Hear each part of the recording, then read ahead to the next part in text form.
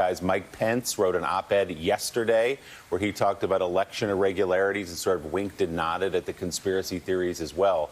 So now here we are with another day that we certainly hope doesn't turn out to be like January 6th. Let's bring in NBC News reporter Brandy Zadrozny. She covers all this. Brandy, good morning.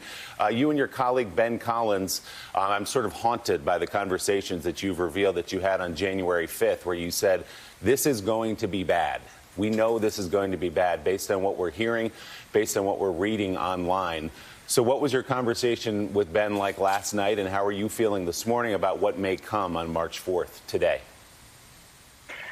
It's very different, Willie. The conversation before the 6th was clear because we saw it all online. People were planning. They had flyers. They specifically said what they're going to do, how they were going to do it.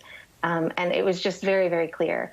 This date it's a little bit weird. It's based in this conspiracy theory from QAnon this is very silly and stupid, but humor me, that Donald Trump today will be inaugurated as the 19th president. It borrows a lot from the sovereign citizen movement, who these people believe that no laws have been real since Ulysses S. Grant was president, and so they are ungovernable. We're seeing a lot of these sort of conspiracy theories collide, and that is where there is some danger, actually, because it's hard to say, like, these people are militia groups, and these people are the Boogaloo groups, and these people are the QAnon groups. There's really been a cross-fertilization and a sort of melding of these groups. So is there some danger today?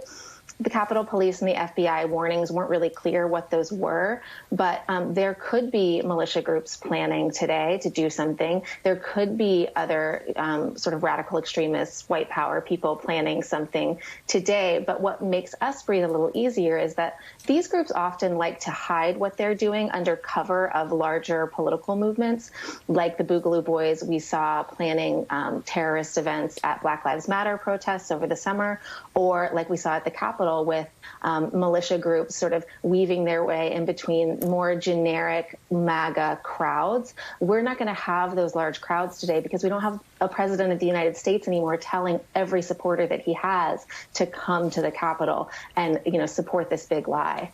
It's maddening that our Congress is changing its business today because a group of people online think that this is the 19th president and that no president has been legitimate since Abraham Lincoln, or whatever they are saying about March the 4th.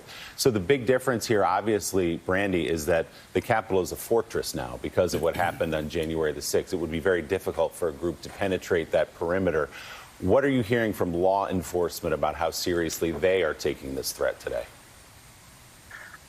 Law enforcement, as I think indicated by Director Wray's testimony, is taking everything very seriously. Like, that what we saw on the 6th was unbelievable.